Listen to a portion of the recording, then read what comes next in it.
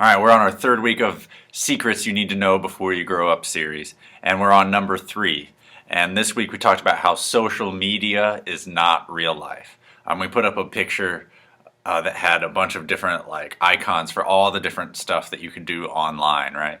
And it was kind of fun trying to guess what some of them were, because some of us didn't know and some of us knew all of them, unfortunately, maybe, right? But there's a lot of different ways to use the internet to show people things, to share things, to get to know people, and none of it is by itself inherently bad. There's nothing inherently wrong with Facebook or Twitter or Instagram or even Snapchat, even though I believe it's mostly used for stupid stuff. This is my little caveat. Don't do dumb stuff on Snapchat. People can save it.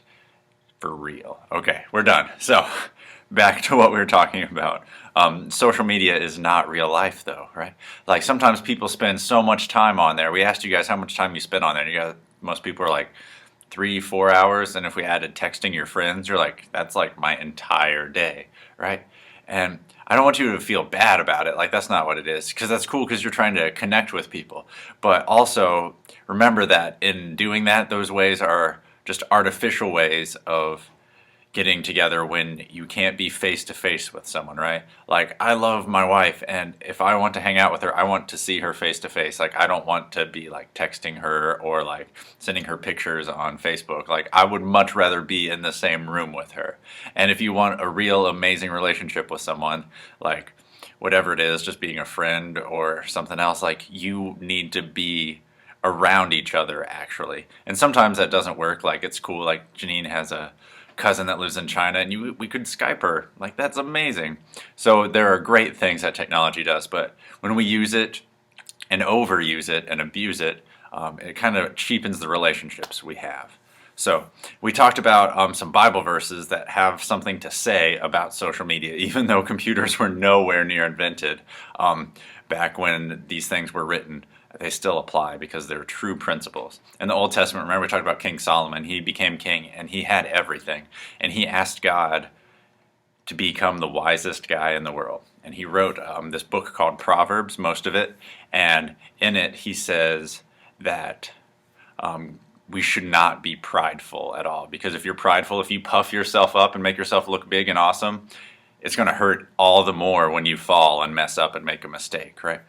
And in Psalms, his dad, David, actually wrote a bunch of songs to God, and he was speaking kind of as God in one of these songs, and he says that God hates and detests people who are proud and arrogant. And he also will not tolerate people slandering, meaning talking bad about their neighbors, right? And I don't know about you, but when I hear those two verses, I automatically think of just about everything I see posted on social media, right? Either it's somebody being super rude and mean to someone and bullying them, or it's somebody trying to puff themselves up and make themselves look better about themselves. So we're going to talk about some things that you need to do to ask yourself, I guess, before you post something on social media. So first of all, though, we use social media because, as we talked about, it's a really good way to get in contact with people. It's a way to keep relationships going and get to know what's going on in other people's lives when you can't actually physically hang out with them. That's a good thing. So remember this. God has made us in His image, and God is a relational being, right? He could exist without having made us, but He chose to make us because He loves us and He wants a friendship with us. That's amazing. He didn't need to, but He did. And so we too are made to find joy in having relationships with other people. Social media can help make those relationships more full and easier to keep up with, but sometimes social media can be harmful just because of the way we use it, right? So, here are some of the questions that we talked about to ask before we post something online, just to make sure that this is something that isn't dumb, doesn't hurt other people, and it honors Jesus. Because the big Bible verse that we used this week was from Colossians, a letter that Paul wrote to a group of people. Chapter 3, verse 17, it says, "Let every detail in your lives, words, actions, whatever, be done in the name of the Master Jesus, thanking God the Father every step of the way." So here Paul is saying, no matter what you are doing, if you're working, if you're posting something online, if you're driving a car, if you're just sitting around playing music, whatever you are doing, do it so that way Jesus can be made known, right? Like if you're doing something and you wouldn't like tag Jesus's name on it, like you shouldn't be doing it, right? So that's kind of the big overall theme. We want to make sure everything we do glorifies Jesus, that we'd be willing to tag his name on there. And if you're doing something online that you wouldn't be willing to be like, yeah, Jesus, like you probably shouldn't be doing it. But we're going to go through these 6 questions to ask before posting. Number 1, are you seeking approval, right?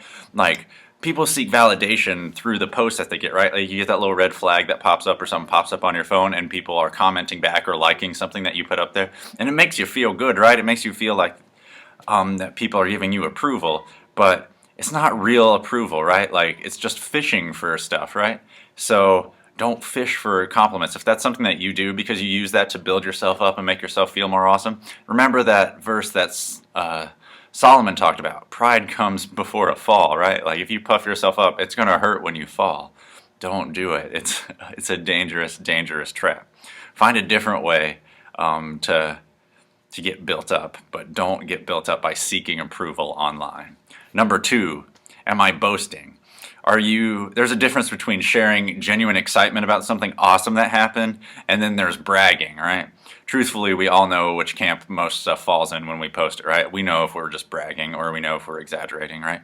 Examine your motives and walk away before you use social media as a big kid version of show and tell, or before you use it as a way to like beat your chest like a gorilla. Like there are better things to do in life than make everyone think that you're amazing.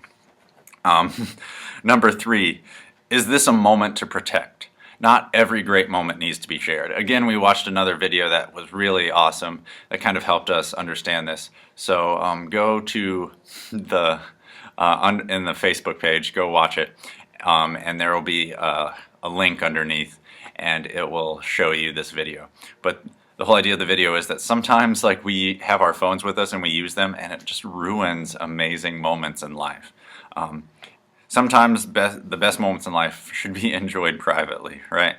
We try and capture them in 140 characters. We Instagram them. We want to save them forever. We want to take a video. Like, I've never watched a video of something I've videoed ever. Like, again, maybe you have, and that's cool. But for me, like, it's not that big a deal. Like, I remember when I proposed to Janine, like, it would have absolutely ruined the moment if I would have like been like, oh, hold on, let me take a picture of you. Let's do a selfie with the ring. Like, oh my gosh, hold on, let me get a picture of you. Or let's take a video of this. Like, we were just in the moment. There was no phone there. We just enjoyed it for what it was. And it's an amazing moment that we shared between each other. And sometimes it's worth protecting special moments and not worrying about posting about them. Number 4, is it kind? The internet is kind of like a covered space from which we can just like lob insults at people, right? Like it's an easy thing just to say something like blah blah blah is a stupid idiot, and like you don't see them face to face, so it's not that big a deal. But guess what? We have to take responsibility for the weight of our words and realize that they affect other people. And also, when we say that we're followers of Jesus, or even that we go to church and we say bad stuff about people online, guess what? It reflects bad on Jesus, doesn't it? Jesus said the world would recognize us by our loves. By our love? What kind of message are we sending to people when we post stuff? Number 5, am I discontent? This is a big one. A lot of times you see what people post, where they're going, like pictures they take, and their lives seem super awesome. Well, guess what? Everybody gets sick. Everybody gets kind of bored. Everybody doesn't have stuff to do. Everybody poops. It's a book. You should check it out. It's in the children's section. Go to Myers. I'm sure it's there. Anyway, but it's going to be okay. Everybody's life is pretty much the same. We all go through the same things. We all deal with the same insecurities. And looking at other people's posts and being like, their life is so much better than mine, that's just a trap to fall into. Everybody's life is kind of the same, right? So don't use it don't use it as a way to look at other people and feel discontent about your own life. It won't help you. Number 6, the biggest one, like we talked about with the Colossians verse, does this show the love of Christ? I'm not saying every post or picture needs to be about something about Jesus. Like if you get a piece of like a Jesus photo like burnt on your toast in the morning, you should share that. That's pretty cool. But really though, think about what your online footprint looks like. Would would people be able to look at that and know that you're a follower of Jesus, or would they see the same junk that everybody else posts, you talking bad about someone else, or you trying to puff yourself up, or you asking people to rate you and like fish for comments and make people think that you're like to build you up? Like, what are you doing, right? It doesn't mean everything has to be about Jesus, but for goodness sakes, make sure that what you do doesn't hurt the cause of Jesus. Would they be able to tell you love Jesus, or would they just think that because of you, that Jesus followers are just self-righteous hypocrites that post the same kind of junk and look at the same kind of junk that everybody else does? We can change that. Sorry, this one's a little long. But remember, we can do something different online. We talked about in our small groups different things that we shouldn't do as Christians on social media. Number one, bullying. Number two, sharing inappropriate photos, right? That's an easy one, but we unfortunately have to say it. Cursing. Like, don't curse at people. Like, it shows that your heart isn't right with God sometimes, right? Stuff that you wouldn't say to someone else's face. If there's something that you wouldn't say to someone's face, like, don't post about it. Don't start lies, right? That's a big thing. And don't fish for attention like we've been talking about a lot. So again, remember, social media is an awesome thing. It's neutral. It depends on how we use it, as if it's good or if it's bad. So use it to glorify Jesus, to build up your friendships, and for nothing else. Love you guys. God bless.